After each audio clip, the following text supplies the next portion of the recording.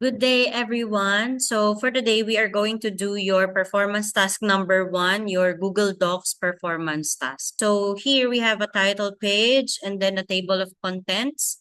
And then we have the first chapter or first article, with page 1, page 2, and page 3.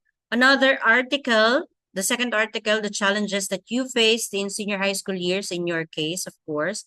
You have page 1, page 2, and page 3. Same thing with the last article. We have how you faced and succeeded your senior high school years. We have page 1, page 2, and page 3. So that is how your performance task should look like. So paano natin yan gagawin? So let us step by step do the following. So I have here the raw file again without the format. And we are now going to do yung page number with 1, 2, 3, 1, 2, 3, and 1, 2, 3.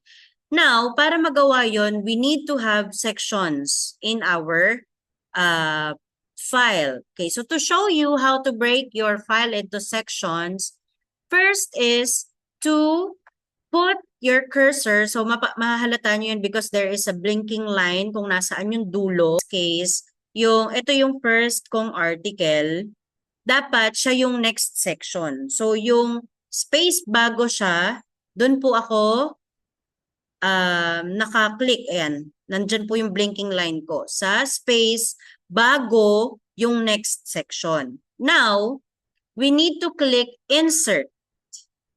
And then, we are going to select break. So yung insert and then break. And then choose section break, next page. Okay, so para malaman if tama ang nagawa natin na section break, next page, we are going to view and then show non-printing characters. Dapat po na-achieve na ninyo yung section break next page na nakalagay. Ayan po siya. So, and same thing is to be done dito sa dulo ng second article. So, insert, break, and then section break, next page. Okay? Let me just put another section break here because we need to put the table of contents, diba, sa second page. So, I put another section break before the story of Apple. So, meron na tayong dalawang section breaks dyan. Section break dito and another section break for the second page. Okay, so let us put our cursors again sa beginning naman ng ating article, first article. And then, choose format. Yan. So you have file, edit, view, insert, format. And then click page numbers. So we are referring to this section, section 3. Gusto natin mag-appear yung pagination sa baba ng papel. So we are going to select footer. And then just start at 1 and then apply. Okay, so if you will notice sa aking hayaan muna natin siya. Dito sa ating story of Apple, we have page 1, page 2, and then page 3 already. Okay.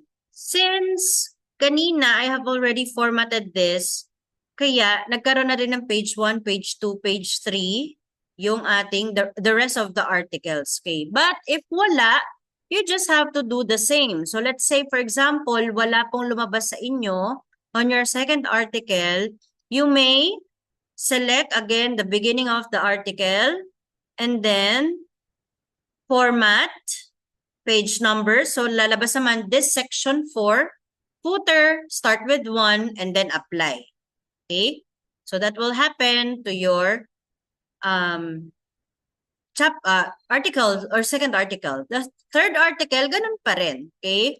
So format, page numbers, and then ang lalabas dapat na section is section 5, if I'm correct. Oh, okay. Section 6. And then footer, then start with 1 and then apply. Okay, so yun na po. Meron na kayong page 1, 2, and 3. So for this, para mawala lang yung page 1, we need to click different first page. Okay, and then here, I think we can also have different first page din. Yan. So, i-click nyo lang yung different first page para po mawala yung ating mga pages dyan sa title page and the table of contents. Pero if you will notice, hindi po nawala yung page numbers ko sa ibang articles. Okay? So, successful na po ang ating pagination and page sections. We are now going to proceed to the last one, which is to insert a table of content. So since we are going to insert, ayan, ang pipiliin natin again in your ribbon is insert. And then we have page elements. Okay, so sa page elements, we are going to select table of content. So bahala kayo if you want it plain text, dotted, or links. So let me just choose dotted. Okay. So dyan, if you will notice, since meron tayong mga paragraphs, kaya po yan nagkakaganyan. But we can edit. Okay, so pwede nyo na lang siyang baguhin like the ripening of the apple dapat yan. Okay, so i-apply lang natin siya. The ripening of the apple is page 1.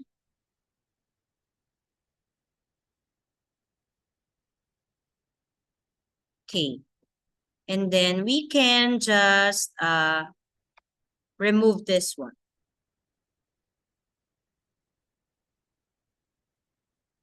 Okay. So yun na-remove na natin siya. The ripening of the apple, the story of apple, how I faced. Okay. So I have lost here one of the articles. So meron tayong the challenges that I faced in college. Okay, so we are just going to make it bold. Okay, pwede nyo naman kasi siyang i-edit.